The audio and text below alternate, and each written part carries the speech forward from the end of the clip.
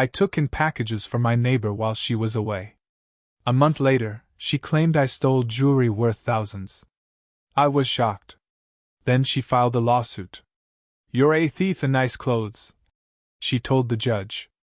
But when my lawyer got the shipping records, what we found about the delivery address changed everything because I'm a 41-year-old guy living in Spokane, Washington. I've been in the same house for 8 years with my wife and 2 kids. We live in a regular neighborhood. Split-level homes, people who nod when they see you but don't ask questions, kids riding bikes in the street, sprinklers on in the summer. Nothing fancy. Just normal. This whole mess started because I was trying to be helpful. Our neighbor, Diane, is one of those people who seems friendly on the outside but always gave me this weird, fake vibe. Always overdressed. Big heels just to get the mail. Real estate agent with a face full of makeup before 9 a.m. She lived 2 houses down. We weren't friends, but we got along. Just neighbor stuff. "Hey, how's it going?" and small talk when trash day lines up. One Thursday morning in late March, she rang our doorbell.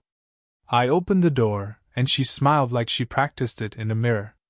"Hey Rick, I'm headed out of town for about 3 weeks. I've got a few packages coming while I'm gone. Any chance you could grab them and hold onto them for me?" She made it sound casual, like it wasn't a big deal. I don't usually do that sort of thing, but she looked desperate, and it honestly seemed harmless. I said sure. Why not? She handed me a paper with her name and a short message authorizing me to collect mail on her behalf. I figured she'd just have a few Amazon boxes. Maybe shoes or real estate brochures or something. Nothing wild. The first package came that weekend. Small box, not heavy. I grabbed it off her porch and put it in the corner of my garage. Over the next 3 weeks, maybe 7 boxes showed up. They weren't big, none of them seemed important. I never opened anything. I didn't shake them. Didn't touch anything except to move them off her porch and into my garage, same spot every time. Every time I brought a box over, I'd shoot her a quick text. "Another one came today." She only replied once. "Thanks so much, Rick. You're the best." She got back around the end of April. She showed up at my door like nothing had happened. She looked stressed. Her sunglasses were still on even though it was a cloudy day. Said she came to pick up her packages. I brought her to the garage. All the boxes were stacked neatly where I'd been putting them. She stood there and looked at them. Then she turned to me. "That's all of them?" I said yeah. "That's all I received." Then she got quiet. Her face changed. "There were 3 more," she said slowly. 3 that were supposed to be here. I told her I didn't see any others. She didn't believe me. One of them had a sapphire necklace. Another had gold bangles. Thousands of dollars worth of jewelry. They were all delivered. I have the confirmations. I didn't know what to say. I didn't even know she bought jewelry. She crossed her arms and tilted her head like she was studying me. "Are you sure you didn't get anything else?" "I swear," I said. "Everything I received is right here." She didn't argue. She just stared at me like she was memorizing my face. Then she left. I told my wife that night. We were both a little weirded out, but figured it'd blow over. Maybe she was just stressed after a long trip. It didn't blow over. A week later, I got served papers at my job. She was suing me in small claims court for $8,473. She said I stole her jewelry. Claimed I was the only person with access to her deliveries and that a neighbor saw me taking the boxes inside. She even wrote in the complaint, "He's a thief in nice clothes." He pretended to be helpful and used it to steal from me. I was stunned. I'd never been in trouble for anything. Not even a parking ticket. And now I'm being called a thief? My wife was furious. I didn't know what to do. I didn't want to look like I had something to hide, so I found a local lawyer, Jennifer Marsh. She'd handled cases like this before. I told her everything. Showed her my texts with Diane, the authorizing form, photos of the boxes in my garage. Thankfully, I'd taken some to text my wife when they started piling up. Jennifer said, "This doesn't feel right. We need the shipping records." She filed subpoenas with the companies Diane said she'd bought the jewelry from. It took a few weeks. During that time, Diane wasn't done.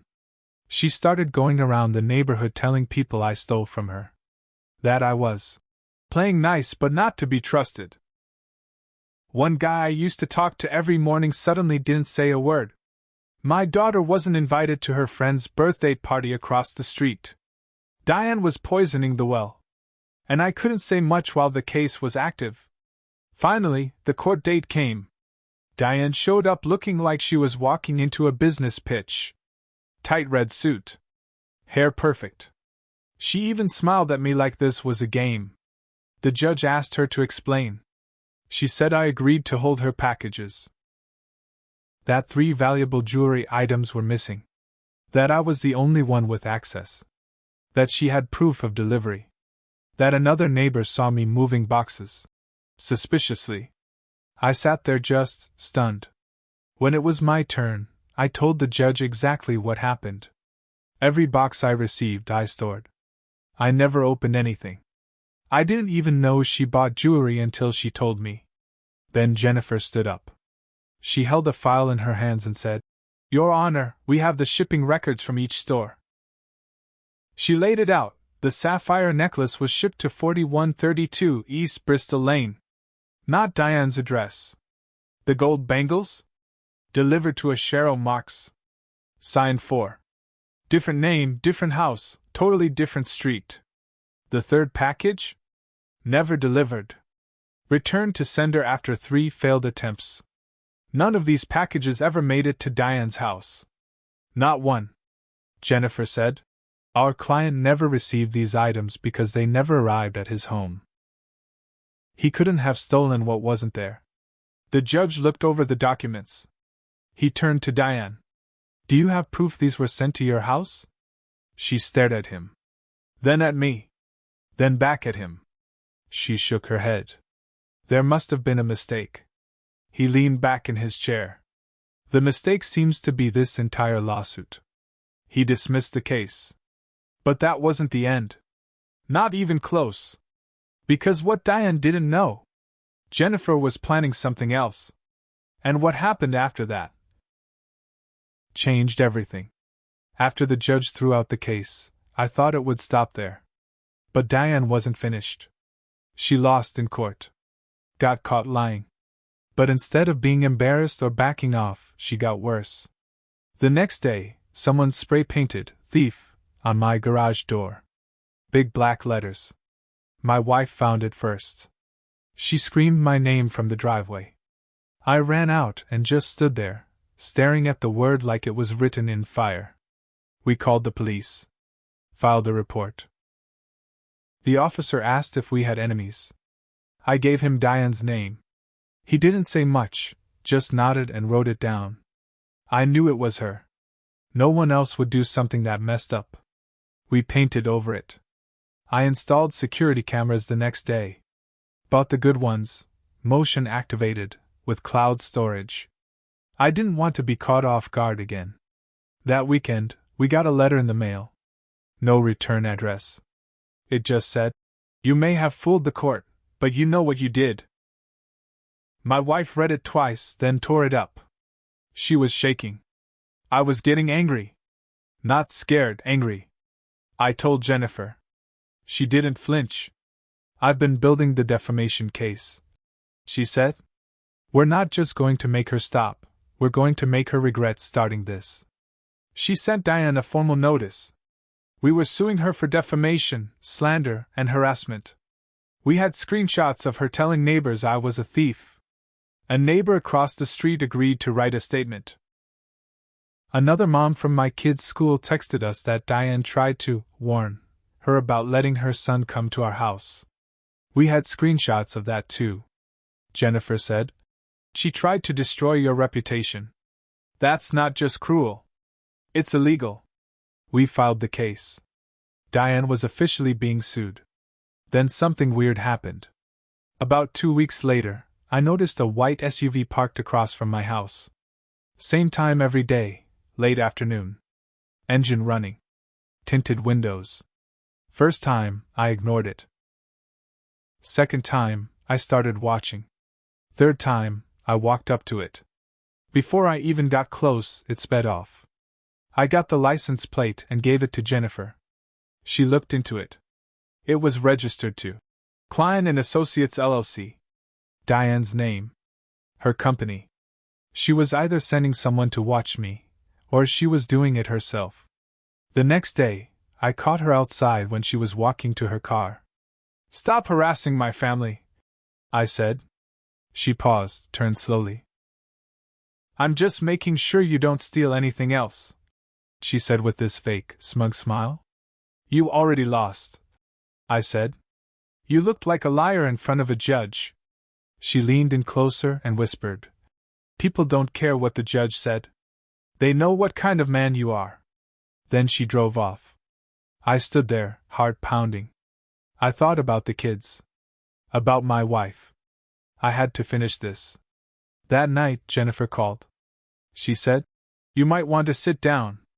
I did. "We got a copy of her credit report." I waited. "She's drowning. Maxed out 5 credit cards. Over $70,000 in debt. Missed 3 payments on her mortgage. She took out a high-interest personal loan just last month. Rick, she didn't lose the jewelry. She probably never even bought it. She needed money. She thought she could frame you and get a settlement." It hit me then, this wasn't just someone lashing out. This was a setup from the start. Jennifer kept digging. She found a complaint from a client Diane sold the house to 2 years ago. Accused her of forging inspection papers. It never went to court, but it was settled privately. Quietly. We weren't the first people she tried to scam. I went back to the HOA. Talked to some neighbors. Told them the truth. Showed them the court ruling. One of them, Mike, the guy who always kept to himself, finally spoke up. "She told my wife you stole from me too," he said. "That's why we stopped talking to you." I was stunned. I said, "I've never even been in your house." Mike looked embarrassed. "I believe you now." More neighbors came around after that. Word started spreading. Diane wasn't the victim. She was the liar. But just when I thought the tide was turning, we found out something else. Jennifer called me late one evening. "You're not going to like this," she said. "What now?" "She filed a harassment complaint against you." "What?" "She told the court you've been watching her, threatening her, and now she's asking for a restraining order." I laughed. It was the kind of laugh that doesn't feel good, just dry and bitter. "She's trying to flip the whole thing again," Jennifer said. "Don't worry. We have security footage. GPS logs. Witnesses. But she's not done playing dirty. She's desperate." And that's when we made a decision. We were going to subpoena her emails. We were going to tear every lie apart. Because if Diane wanted a war, she was about to find out who she picked a fight with. And I wasn't backing down. We went all in. Jennifer filed a motion to access Diane's emails and business records. Since she claimed the jewelry was part of a real estate promotion, she tied the purchases to her business. That gave us a legal path. It took about 6 weeks, but we got the court to approve it. And that's when everything finally cracked. Jennifer called me into her office. She laid out printed emails. Dozens of them. And right there, in plain words, was the truth. Diane never bought the jewelry. She faked the receipts. She used photo editing software to create delivery confirmations. There were drafts in her inbox. Multiple versions of fake tracking pages, saved as PDFs. One email was even addressed to a friend, saying, "Once I get the settlement, I'll pay off the card." He's dumb enough to think it really got delivered. She even bragged about it. There was another message that hit harder than all the rest. It was about me. She wrote, Rick is such a quiet guy, people will believe anything. Especially if I say it with tears. I felt sick. Sick and angry. But this wasn't just about emotions anymore. Jennifer took everything to the DA. Diane wasn't just lying. She was committing fraud. Filing false police reports. Tampering with evidence. That's criminal. The DA's office opened an investigation. Quietly.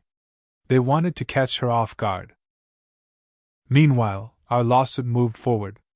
She was still acting like the victim online, posting vague things about fighting corruption and being silenced. She didn't know we had everything. In late September, we walked into court. She strutted in like she always did, heels clicking, wearing some bright blue blazer. She smirked when she saw me. Her lawyer stood and started with the same speech. Diane was being harassed, lied to, and just wanted peace. Then Jennifer stood and dropped the bomb. She handed the judge a thick binder, printed emails, metadata records, screenshots of fake invoices. The courtroom got quiet. Diane froze. Jennifer said, "Your Honor, we are now filing a motion to include criminal fraud in this case. The defendant created false documents to support a false claim, and used those documents to attempt to extort money from our client." The judge looked at the papers for a long time. Then he looked at Diane. "Ms. Klein, do you have anything to say?" Diane opened her mouth, but no sound came out. She sat down. Her lawyer leaned in and whispered something. She shook her head, then started crying. Real tears this time. 2 hours later, the courtroom cleared. The judge ruled in our favor on every count. She was ordered to pay $82,000 in damages, legal fees, defamation, emotional distress, and malicious intent. But the real ending came 3 weeks later. Police arrested Diane at her home. She was charged with attempted fraud, false reporting, and fabricating evidence. They took her out in handcuffs in front of the whole neighborhood. Her face was plastered on the local news. Klein accused of jewelry fraud scheme. Turned out, this wasn't her first time. The case from 2 years ago? That homebuyer had settled out of court because he didn't want to go through the hassle. Diane got bold after that. Thought she was untouchable. The court froze her bank accounts. Her company folded within a month. Her real estate license? Revoked. She sold her car, then her house. We heard she moved in with her sister somewhere near Tacoma. As for us? The community came back around. Mike from across the street brought over beer. The neighbor whose kids stopped playing with ours apologized. Said he felt ashamed. I didn't hold grudges. But I didn't forget either. And I learned something about myself too. At first, I was just trying to keep peace. Stay quiet. Avoid drama. But people like Diane don't stop when you stay quiet. They get bolder. Sometimes you have to fight. Loud. Hard. And with everything you've got. She picked the wrong man to frame. And she'll never forget it.